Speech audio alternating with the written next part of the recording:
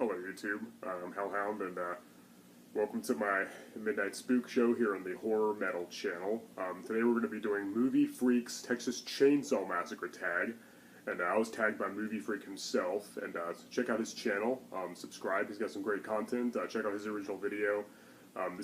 We recently did, not too long ago we did Sean Urshan's Leatherface tag, so this is another Texas Chainsaw Massacre theme tag, so that's pretty cool. I don't mind, of course, because I can talk about these movies forever, so the more Texas Chainsaw Massacre related tags, the better, so I love talking about these movies, so let's go ahead and get started. Alright, question number one is, do you consider Texas Chainsaw Massacre a slasher film? Well, sort of. It was definitely influential in the slasher genre, and like a lot of people consider, me included, consider the big four of slashers being Friday the 13th, Halloween, Texas Chainsaw Massacre, and Nightmare on Elm Street, so obviously, it's somewhat a slasher. I think it was more, as I said, it's more like, it was an integral part of slasher history, but I don't really think it follows the standard slasher format. Maybe you can consider it a proto, first wave, early slasher, I guess. There's movies like Psycho and Peeping Tom, and then, later Twitch of the Death Nerve, and then Texas Chainsaw Massacre, and then finally Halloween, which I think had the biggest impact on the more modern type of slashers, but I don't think it's like a typical standard slasher in that, it's not, all about the body count, and it's not like, it's not like all about the gore and stuff, but, it does have a kind of that type of feel, a bunch of teens go to a place they're not really familiar with, well, I guess a couple of them are, but, and then they get killed off one by one, but it's really a lot more than that. I think it's more sophisticated and just way better done than most of the slashers that came out in the 80s, this was 1974, so hadn't really been, I don't think it had really been established as a genre all the way quite yet, hadn't really been cemented as that type yet. So, in short, sort of, but again, it's not like your typical slasher fare. Alright, anyway, let's move on. Question number two, rank all Texas Chainsaw Massacre movies from best to worst. Now, one of my earliest videos I did on here, before I even had the Midnight Spook show, and with my name Hellhound, I just kind of made a bunch of videos, ranking videos. One of the earliest ones was the Texas Chainsaw Massacre ranking video. And I think that might be the only one in which my ranking hasn't changed. My Friday the 13th, Nightmare on Elm Street, and Halloween rankings all changed since then. That's why I don't make ranking videos anymore, because I feel like they change too much. I change my order too much, and anyway, I would rank them as follows, from best to worst. Number one being the original Texas Chainsaw Massacre from 1974. It's a classic, it's a masterpiece, it's untouchable, it's still the best, nothing's ever topped it. Next would be Texas Chainsaw Massacre Part 2 from 1986. It takes a totally different direction from the original. It's more of a horror comedy, kind of a spoof, but it's so enjoyable and so entertaining nonetheless. Dennis Hopper's awesome, Bill Moseley's awesome, great, very fun, very awesome movie. None of them come even anywhere close to the first two, in my opinion. But next we have Leatherface, Texas Chainsaw Massacre 3, which is the third film, came out in 1990. R.A. Mahaloff played Leatherface this time. He's my second favorite Leatherface, next to Gunnar Hansen. Bill Johnson from Part 2 is good, too. This is a good movie, but it annoys me how they didn't have the same family in it. What happened to this family members? Also, the continuity's too loose. It kind of pretends Part 2 doesn't exist, despite a cameo appearance by Caroline Williams, who played Stretch in Part 2. But it's a pretty good movie overall. It's a good sequel. I like the new family members, but I kind of wish there was more, stronger continuity between that and the second film. But it's pretty good. After that, there's kind of a drop in quality for me. And next is actually Leatherface, the recent movie, the prequel that came out last year, I believe. Or was it earlier in this year? I don't know. That was a prequel to the original movie, and I think it was a way better prequel than Texas Chainsaw Massacre at the beginning, because it actually felt like a prequel. It actually told an origin story, unlike the latter. Texas Chainsaw Massacre at the beginning was just a rehash of the 2003 film, but we'll get to that in a minute. Yeah, I don't know if I like the fact that Leatherface was a normal-looking, young, handsome guy who actually talked and wasn't didn't have a mental illness or anything, who was just normal. Yeah, I don't know if I care for that angle. It's definitely a unique approach of the character, but other than that, it was cool. They did something different. I got tired of that same formula over and over. A bunch of people get stranded, and the cannibalistic family terrorized them. This was it showed the story of Leatherface. I think it was really interesting. It was well done. Plus, it was great seeing Drayton, the cook, and Nubbins, the hitchhiker, again. They were in it, so that was awesome. Grandpa was in it briefly.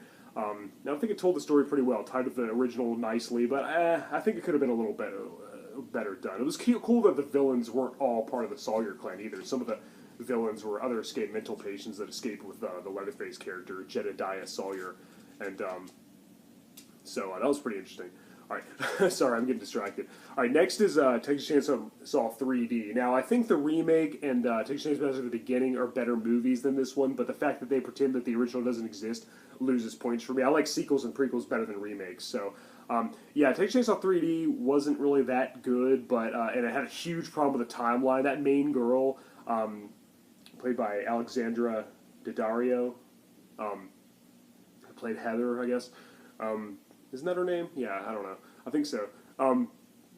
She should have been 40. Okay, she was born in 1973, where the events of the first movie take place, and then it jumped to 2013, where this movie takes place. And it was definitely 2013. They showed the date a few times, and they showed an iPhone. She should have been 40, not 17 or 18. So that really screwed the movie up for me. And I also didn't like how it was only Leatherface. He didn't have any family members left. They all died at the beginning. But it was cool seeing Bill Moseley again, this time playing Drayton. But overall, the movie was a mess. It was a train wreck. Could have been a lot better. But it had some great moments. Next is Texas Chainsaw Massacre 2003, the remake. Not a bad movie, one of the better remakes, but it ignores the original, so I'm going to ignore it. Arlie Ermey was awesome. Andrew Broniarski was awesome as Leatherface. They were great. The rest of the family sucked. I hated the old fat women. I hated the irritating little kid with the buck teeth. I hated the rest of the family. I wanted to see Drayton and the Hitchhiker and Chop Top. I wanted to see the original family, the grandpa. I wanted to see the original Sawyer family again. Updated versions. That would have been awesome. Not these irritating people. They sucked. They were terrible. Then next is Texas Chainsaw Massacre: The Beginning, which I kind of felt was more similar to the original than the 2003 one was. They actually had a dinner scene. It was gorier, more action-packed, but just a rehash of the other movie. They felt too similar. It felt like they made the same movie again. And then in last place, Texas Chainsaw Massacre: The Next Generation. You know how I feel about that movie. I hate it. It sucks. It's one of the worst movies ever. It's worse than Halloween Resurrection. It's worse than Freddy's Dead. It's terrible. It's the bottom of the barrel. I hate Texas Chainsaw Massacre: The Next Generation. So, in conclusion, I rank them Texas Chainsaw Massacre, Texas Chainsaw Massacre 2, Leatherface, Texas Chainsaw Massacre 3, Leatherface, the prequel, Texas Chainsaw 3D, Texas Chainsaw Massacre 2003, Texas Chainsaw Massacre: The Beginning, then finally, and dead last place, Texas Chainsaw Massacre: The Next Generation. Alright, sorry, I spent too much time on that one. Let's move on. Question number 3. Do you consider the 2003 remake a good one? It's one of the better remakes. It's not bad. It's not offensive. But I feel like it insults the original because it totally missed the point. The original felt like a real crime caught on camera and a documentary feel. The new one just felt like a typical modern horror movie with gore and just, it just felt so typical. It felt so new. Like there was just, I'd already seen that movie done a billion times at this point. Texas Chainsaw Massacre was one of the first of its kind. This new movie just felt like you're basically run-of-the-mill, by-the-numbers, typical generic modern horror movie. And I think the Hills Have Eyes remake was better than that. But in short, it's okay, but it irritates me because I don't want any movie to ignore the original, pretend like it doesn't exist. So it automatically loses points for that. Question number 4, what's your favorite Leatherface mask? Probably the Pretty Woman one, I think it's called. It was the last one he wore in the original movie. The one with the makeup on it, where he wore the nice fancy suit and the high heels.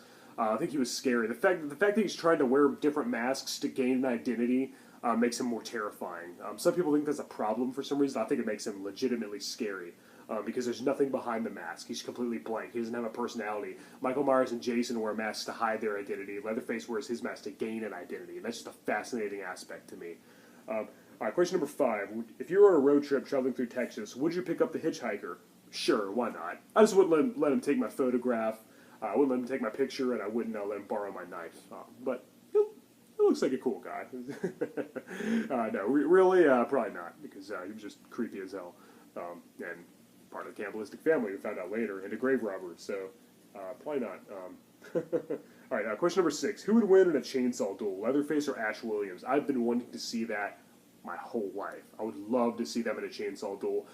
As awesome as Leatherface is, I would want Ash to win all the way. Ash needs to win. I think he would win because he's battled Deadites before. He's battled all kinds of crazy otherworldly creatures, all kinds of divine monsters that are more powerful than him. He could probably take down Leatherface as well. I mean, Dennis Hopper as Lefty beat him and pretty much in Texas Chainsaw Massacre Part 2, so I think Ash could too. All right, that would be the greatest thing ever, by the way. What versions of the original Texas Chainsaw Massacre do you have on DVD or Blu-ray? Well, all I have is this one. I don't have it on Blu-ray yet. I have Part 2 on Blu-ray, but I'll get this released. It's loaded with special features, and they released a special edition shortly after this version came out, and it had like all the same features on it, so it doesn't really miss anything. But yeah, Load of the bonus features, additional content, great DVD release. Of course, I also have it on VHS. So, oh yeah. Glad to have these in my collection. I definitely do need to get it on Blu-ray really soon, though. For sure. Alright, question number 8. Leatherface is a hulking giant with the mentality of a child. Do you think he would be different if he was brought up in a different family? Probably, because I think his older brother is kind of, they kind of taught him to be the way he is. They taught him to be a murderous maniac and kill people with a chainsaw so they can be eaten. He was brought up in a more, classy environment with more normal, ordinary people.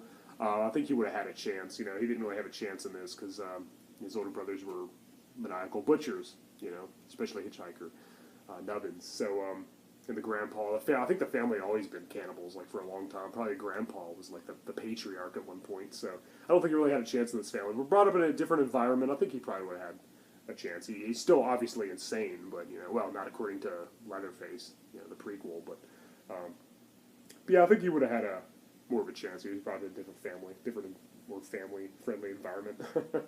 All right, question number 9. To some people, Texas Chainsaw Massacre isn't considered as influential to the slasher genre as Halloween, Friday the 13th, etc., etc. Do you think it should be recognized more, or is it fine where it is? Well, I think it's pretty recognized among the horror genre, except for posers who like the remake better than the original. Just kidding. To each their own. If you like the remake better, that's fine, but I don't understand it, but that's okay. That's the great thing about horror, all the different opinions. But anyway, I think it's pretty well recognized. But if it doesn't, it needs to be recognized as much as it needs to be, because it's a freaking milestone in the genre. It's untouchable. It's amazing. It's a masterpiece. It's flawless. I can't praise it enough. So yeah, the more praise, the better. So yeah. All right, guys. Well, those are my answers. I'm Hellhound. This has been Movie Freaks Texas Chainsaw Massacre Tag. Great questions, by the way. Check out his original video, subscribe, and I'll see you guys next time. Thank you for watching. Later.